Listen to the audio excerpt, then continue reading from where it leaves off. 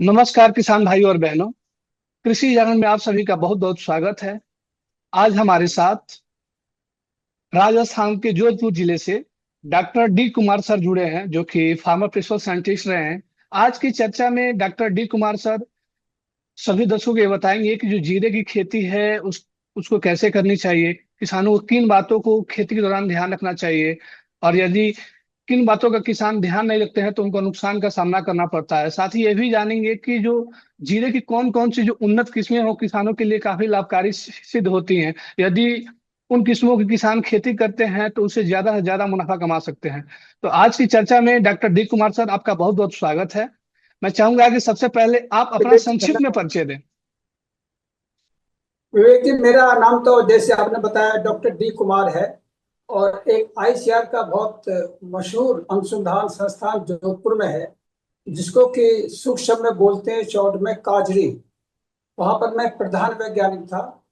इसके अलावा समस्त भारत का मरुदलहन फसलों का मैं समन्वयक था और उन फसलों में मैं ग्वार, मूंग, मोठ, कॉफी, हौस अनुसंधान करता था। और मुझे 2009 में 1 लाख रुपए का कृषि मंत्री शरद पवार साहब से एक एक्सीलेंट प्रोजेक्ट कोऑर्डिनेटर का अवार्ड मिला। और मैं ये कहता हूँ कि वैज्ञानिक कभी रिटायर नहीं होते। मुझे मेरे दफ्तर ने रिटायर किया है, मगर मुझने अपने को रिटायर नहीं किया। यही मेरा परिचय। आप सबसे मिलकर मुझे बेहद खुशी है। सर, आपसे मेरा पहला सवाल यही रहेगा कि जीरे की खेती के दौरान किसानों को विशेष रूप से किन बातों का ध्यान रखना चाहिए। हाँ विवेक जी, बात ऐसी है, क्योंकि जीरे का बोने का समय अब आ रहा है, इसलिए किसानों को जागृत हो जाना चाहिए। सबसे पहली बात तो यह है कि इसके लिए जो भूमि हम चुनते हैं वो भूमि थोड़ी सी रेतीली दोमट होनी चाहिए, बहुत सख्त नहीं होनी चाहिए। और ये फसल एक सिंचित फसल है, सिंचाई की व्यवस्था होनी चाहिए। रबी के मौसम में ये फसल होगी और इसके जो बुआई का समय है वह है अक्टूबर के दूसरे सप्ताह से लेकर के नवंबर का दूसरा सप्ताह। ये है। इसके अलावा मैं आपको ये बता दूं, ये बहुत ही मुख्य फसल है और इसमें के बारे में ये कहा जाता है कि कम से कम जगह, अधिक उत्पादन और कम से कम समय, अधिक लाभ, ये फसल है। और ये एक तरह से निर्यातिक कैश फसल के रूप में जानी जाती है। इससे किसान एक साल में ही माला माल हो सकते हैं। ये बहुत ही अद्भुत फसल है। और इसको, जैसे मैंने बताया, विशेष बात यह है कि कोई चीज यदि महंगी होती है तो उसका पाना भी मुश्किल होता है। तो इस फसल को सिंचित चाहिए, मगर सूखा भी चाहिए, अधिक नमी नहीं चाहिए, इसको अधिक आर्द्रता नहीं चाहिए, वही मतलब हुआ। और इसको पाले पर बहुत असर पड़ता है। इसका जो पानी अब देंगे वो भी खारा नहीं होना चाहिए। तो इन बातों का ध्यान रखें यदि किसान भाई। और ये फसल चूंकि मरु प्रदेश की फसल है, आप समझ लीजिए कि गुजरात और राजस्थान के जो बॉर्डर मिलते हैं उन इलाकों में ये फसल बहुत ज्यादा होती है। और हिंदुस्तान की 98% यानी 98% इन इलाकों में ही होती है। और जो जैसलमेर, बाड़मेर, सिरोही, जालौर, जोधपुर, नागौर, ये मुख्य जनपद हैं इसको उगाने के लिए। तो रबी के मौसम में ये बहुत ही अच्छी, अत्यंत लाभ देने वाली फसल है। एक तो बात ये होगी। अब सवाल ये होता है कि आखिर हम इसको बोए कब। बोने का समय बता दिया मैंने। तो सबसे पहले होता है कि भूमि का उपचार हम कैसे करें, भूमि की देखभाल कैसे करें। अच्छी फसल उत्पादन के लिए ये आवश्यक है कि किसान भाई इस अपनी भूमि को बिल्कुल समतल कर दें। उसमें किसी तरह की घास नहीं होनी चाहिए। बोने से 2-3 बार घास निकाल लेनी चाहिए, क्योंकि इसमें जो घास होती है वो जीरे जैसी होती है, उसको आप अलग से कर नहीं सकते, पहचानना बहुत मुश्किल है। इसके अलावा खाद और उर्वरक, दो चीज बेहद जरूरी है। खाद भूमि की रचना के लिए, संरचना के लिए और सूक्ष्म जीवों के लिए होती है। और जो उर्वरक देंगे वो पौधों की वृद्धि के लिए है। जड़ के लिए है, दाने आने के लिए है। तो ये कहा जाता है और अनुसंधान से हमने ये पाया है और किसानों के खेत पर ये देखा है कि बुआई से पहले आप लगभग 7-8 टन कंपोस्ट, सड़ा हुआ खाद डाल दें। वो ना मिले तो 5-6 टन उसमें वर्मी कंपोस्ट डाल दें।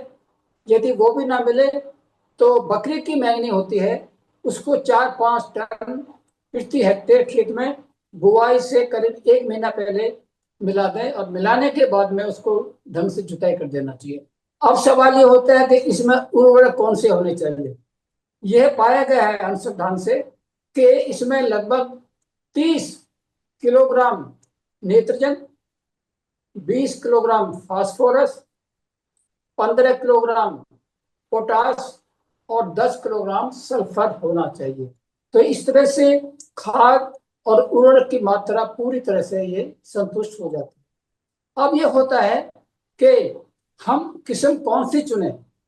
किस्म का बहुत महत्व है और किसान भाई इस बात को बहुत ज्यादा मानते भी हैं। तो मैं ये बताऊं, किस्म तो कई हैं, जैसे कि राजस्थान जीरा 19 है, राजस्थान जीरा 209 है, फिर गुजरात जीरा नंबर 3 है, गुजरात जीरा नंबर 4 है, गुजरात जीरा नंबर 5 है, और अभी एक नई किस्म निकली है जोधपुर कृषि विश्वविद्यालय से, जिसका नाम है जीरा नंबर 1। मगर वो नई किस्म है, उसका बीज अभी उपलब्ध नहीं है, उसके बारे में मैं जोर नहीं दूंगा। लेकिन मैं ये कहूँ किसान भाइयों से कि हिंदुस्तान में जो सबसे महत्वपूर्ण पूरी तरह उगाई गई और किसानों ने जिसको कि अपनाया है, एक ही किस्म है GC3, यानी गुजरात जीरा नंबर 4। 3 नहीं 4, गुजरात जीरा नंबर 4। गुजरात जीरा नंबर 5 जो निकली उसके बाद में वो इतनी अच्छी नहीं है, क्योंकि यह किस्म लगभग 100 से 105 दिन में पक जाती है और 7-8 या 9 कुंटल प्रति हेक्टेयर उपज दे देती है। इसके दाने एक तरह से हल्के रंग के होते हैं, मोटे दाने होते हैं। तो अगर आप सर्वे करें तो आपको मालूम पड़ेगा कि हर व्यक्ति हर जगह पर GC4 यानी गुजरात जीरा नंबर 4 ही उग रहा है। ये तो हो गई बात इनकी कौन सी किस्म हो। अब ये सवाल होता है कि किसान भाई कितना बीज बोएं और कैसे बोएं। तो इसके लिए ये बताया गया है कि बीज लगभग 12 से 15 किलोग्राम प्रति हेक्टेयर देना चाहिए। और इसमें बोने के लिए 2 तरीके हैं, जो कि आम तरीका है, किसान बीज को छिटक करके हाथ से यूं बो देते हैं। और दूसरा तरीका जो कि वैज्ञानिक तरीका है, जिसको हम कहा करते हैं, वो है लाइन में बोना। और लाइन में बोने के लिए पंक्ति से पंक्ति की दूरी लगभग 25 से 30 सेंटीमीटर होनी चाहिए, 25 से 30 सेंटीमीटर होना चाहिए। और पौधे से पौधे की दूरी लगभग 5 सेंटीमीटर होनी चाहिए। ये करना चाहिए। मगर किसान भाइयों, इसको बोने से पहले एक हल्की सिंचाई देना चाहिए। अब मैं इसमें एक बात बड़ी महत्वपूर्ण बताऊं, जिसको मैं बोलता हूं ब्लैक होल। हर फसल में कोई ना कोई ऐसा काला धब्बा होता है जो फसल को ले बैठता है और जिसके कारण से फसल नहीं होती है। तो जीरे में भी ऐसा है। जीरे में बोने के बाद में ये उगता नहीं है। यूं तो साधारणतः वैज्ञानिक तरीके से इसको 7वें दिन उग जाना चाहिए, मगर किसान के खेत पर ये 20-25 दिन लेता है और एक सिंचाई देने के बाद उग जाना चाहिए। मगर किसान भाई 4-5 बार पानी देते हैं, तो ये बहुत बड़ी दिक्कत आ जाती है। कुछ बीज पड़ा रहता है, कुछ नहीं उगता। इसका कारण यह है किसान भाइयों, कारण जान लेना चाहिए। इसका बीज बहुत पतला होता है, छोटा होता है, तो वो पानी सोख नहीं पाता। इसलिए इसको बोने से पहले थोड़ा इसमें रेत मिला लीजिए, ताकि ये आसानी से बोया जा सके। और इसको बोने के लिए जो महत्वपूर्ण बात है वो ये है कि इसको 1 सेंटीमीटर से गहरा नहीं बोना चाहिए। ना इसे गहरा बोया जाए, ना इसे ऊपर बोया जाए। अगर आपने इसको गहरा बो दिया तो जैसा तिल होता है, तिल से भी इसका बीज पतला होता है, तो वो नीचे से निकल नहीं पाएगा। भूमि की परत उसको वहीं ढक देती है। और यदि आपने उतला बो दिया, 1 सेंटीमीटर से ऊपर यदि आपने बो दिया, तो फिर ऊपर वो तुरंत सूख जाएगा, उसको पानी मिलेगा नहीं। तो दोनों हालत में ही गलत है। इसलिए बहुत जरूरी है किसानों को बीज लगभग 1 सेंटीमीटर गहराई पर ही बोना चाहिए। इसके अलावा ये अनुसंधान से पाया है और हम लोगों ने खुद किया है कि यदि बीज को आप 5-6 घंटे पानी में भिगो देते हैं और भिगोने के बाद में उसको निकाल करके छाया में बोरे के ऊपर या कपड़े के ऊपर इतने ही घंटे आप उसको सुखा देते हैं, तो उसमें जितना पानी पहुंच जाना चाहिए वो पानी पहुंच जाएगा। और फिर जब आप इसको बोते हैं तो इसका जो जमाव है वो पक्का 7वें दिन हो जाता है।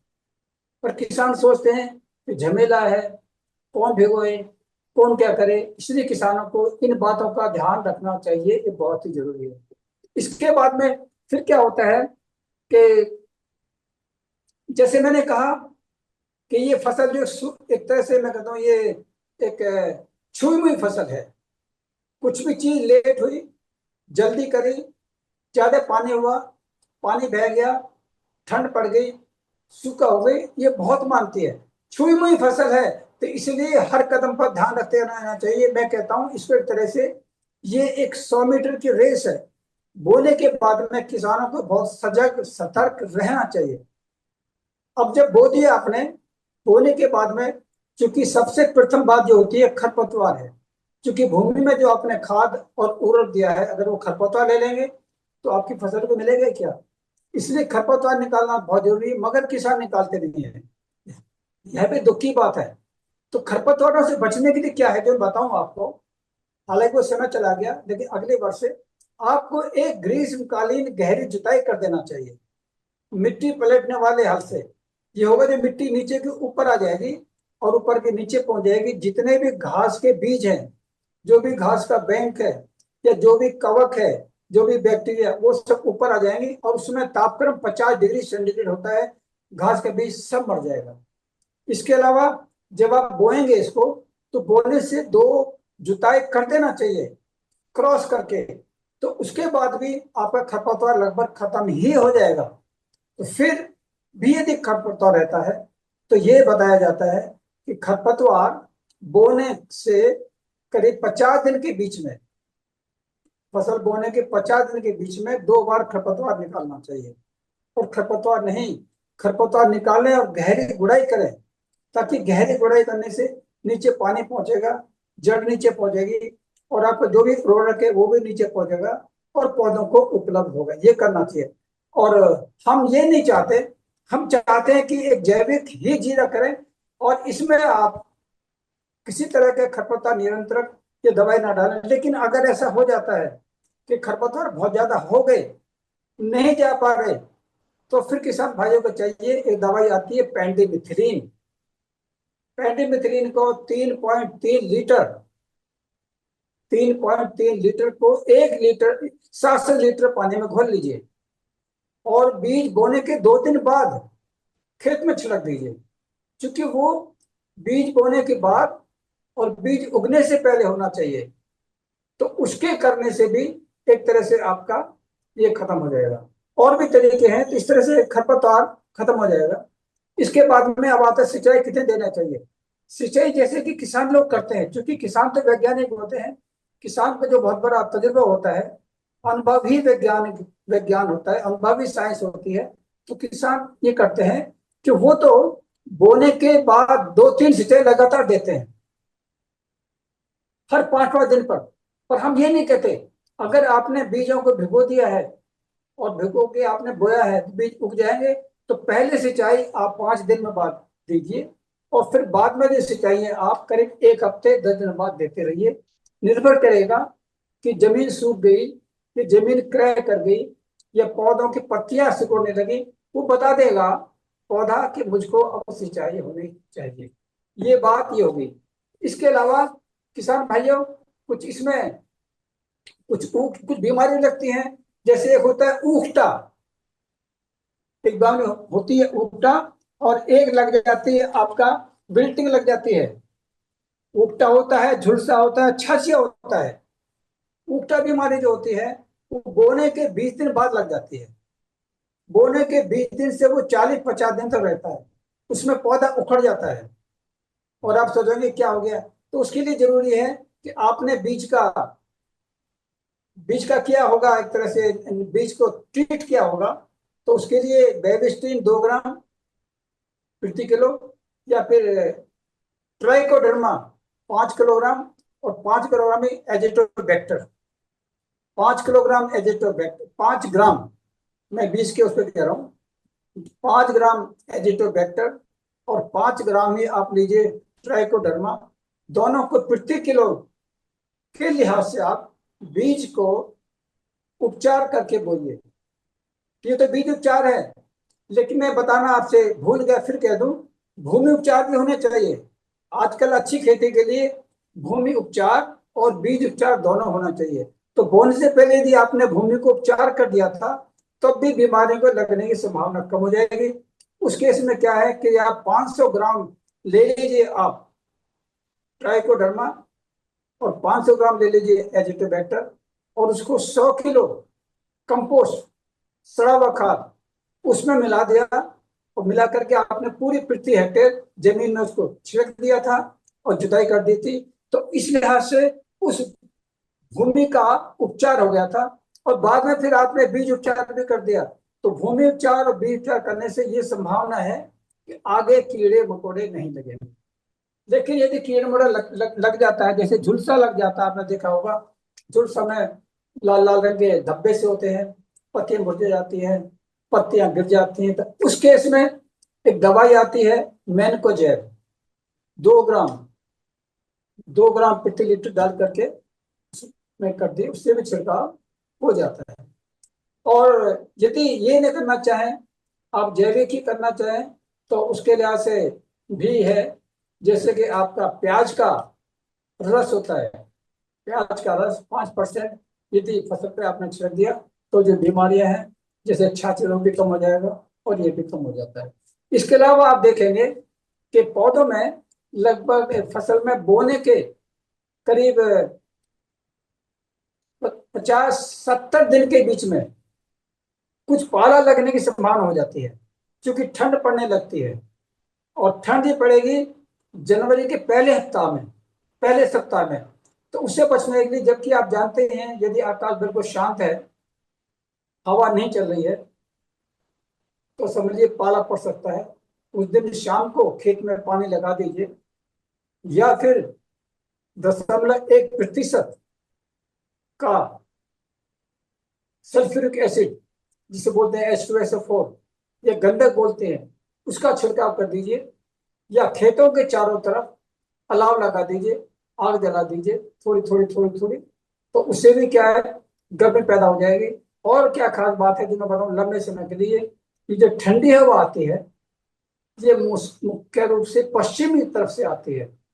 तो पश्चिम की तरफ में यदि कोई बड़ी फसल खड़ी है, जैसे मान लीजिए मक्का की फसल होती है या बाजरा की फसल होती है, हालांकि वो समय नहीं है, यदि आपने खड़ी कर दी है, या उधर से झाड़ियां खड़ी हैं या पेड़ खड़े हैं, तो पश्चिमी की तरफ से ठंडी हवा नहीं आएंगी, उसके लिहाज से भी आपके ये बच सकते हैं। इसके अलावा फिर क्या है कि 70-80 दिन के जब फसल हो जाएगी, तो फिर आपकी फसल में कीड़े लगेंगे, जो कि माहू होते हैं, चेपा होते हैं, पत्ती को काटते हैं, पत्ती को सुराख करते हैं, और पत्तियों का रस चूसते हैं। उससे क्या होता है कि उसका रस खत्म हो जाता है, क्लोरोफिल खत्म हो जाता है, और पत्तियां पीली पड़ जाती हैं। उसके लिहाज से आप नीम का तेल नीम का तेल लगभग 0.2% का, या एजेडाक्टिन होता है, एजेडाक्टिन जो कि बनता है, मिलता है ये, और उसमें 2 मिलीलीटर प्रति लीटर के जैसे करके उसमें आप छिड़काव कर सकते हैं।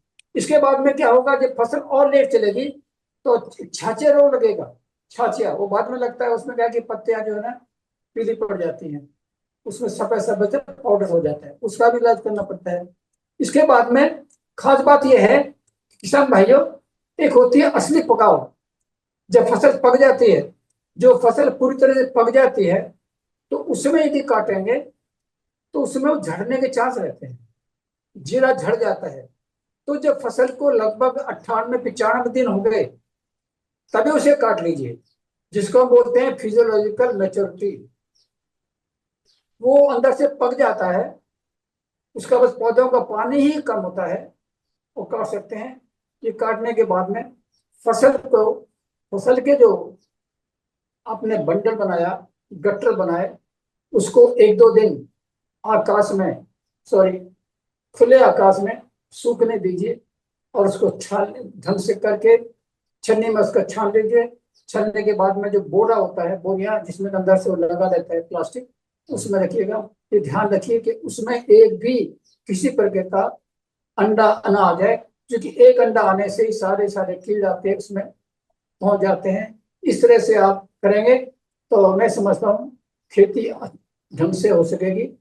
बस अंत में मैं ये कह दूं कि किसान भाइयों, आप अच्छी किस्म का बीज खरीदें और GC4 गुजरात जीरा नंबर 4 ले लें। यदि एक बार आपने खरीद लिया तो ये आपको फिर 5-6 साल तक काम देगा। आपको बार बार बाजार में जाने की जरूरत नहीं है, खरीदने की जरूरत नहीं है। और ये भी आप करें कि आप अपने खेत में जाते हैं, आप एक वैज्ञानिक हैं और खेत में कुछ पौधे आपको अच्छे मिलते हैं जिसमें कि बीमारी नहीं है, अच्छी है, उसमें फुल टाइम पड़ा हुआ है और अच्छी बॉल लगे हुए हैं, उनको चयन करते रहिए, उसको बनाते रहिए। कितने किसानों ने अपनी अच्छी किस्म बना ली और वो बाजार पे उस पर नहीं जाते हैं। और बाहर का रासायनिक उर्वरक ना दीजिए, क्योंकि मैं चाहता हूँ कि इसको करने के लिए क्या है कि आप एक तरह का रोटेशन आइए, फसल चक्र। यानी आपने खरीफ में उगा दिया ढैंचा, उसके बाद में जीरा उगा सकते हैं, या फिर ग्वार उगाया, फिर ढैंचा उगाया, फिर समर मूंग लगा दी, या मक्का लगाया, फिर आपने जीरा लगाया, फिर आपने समर मूंग लगा दी। इसलिए करना चाहिए। एक खास बात जो मैं बताऊं किसान भाइयों, जीरे के बाद में दूसरी बार उस खेत में जीरा नहीं लगाना चाहिए। किसान लोग ये कहते हैं हमारा जीरा तो हुआ ही नहीं, क्योंकि वो फसल चक्र नहीं अपनाते हैं। इसमें विशेष बात यह है कि दूसरी बार इसमें नहीं लगाना चाहिए, जिसमें ऐसी बात है जो मैं आपके वैज्ञानिक बताऊंगा नहीं, मगर आपको लगाना चाहिए। तीसरी बात है कि इसके अंतर फसलीय पद्धति नहीं इसमें, जैसे आप बाजरा के बीच में 2 रो लगाएंगे ग्वार की, या 3 लगाएंगे, ये लगाएंगे मोट की या तिल की, ऐसा इसमें नहीं है। ये सोल क्रॉपिंग ही होती है, इसमें किसी प्रकार की अनुसूची नहीं है कि आप इसमें अंतर फसलिय उगाएं। इस तरह से यदि उगाएं और आप ढंग से करें तो करीब 5.5 लाख टन जीरा के देश में जाता है। बहुत अच्छा भाव हो जाता है, भाव अब भी अच्छा है, 60 रुपए किलो बिक रहा है। और किसान यदि मेहनत से करेंगे, एक किसान 1 हेक्टेयर से 1 साल में 1 लाख रुपए कमाई लेगा। धन्यवाद। इसी के साथ इस चर्चा को हम यही समाप्त कर रहे हैं और हमें बेहद खुशी हुई कि आप कृषि यहाँ से जुड़े और इतनी अच्छी लाभप्रद जानकारी हमारे दर्शकों तक मुहैया कराएं। तो सर, हमसे जुड़ने के लिए आपका बहुत बहुत धन्यवाद सर। नमस्कार। आपको धन्यवाद, किसान भाइयों को धन्यवाद, किसान भाइयों को मेरा प्रणाम। आप मेरा मोबाइल नंबर दे दीजिएगा उनको, अगर वो चाहे तो मुझसे कोई प्रश्न कर सकते हैं। जी। ठीक है सर।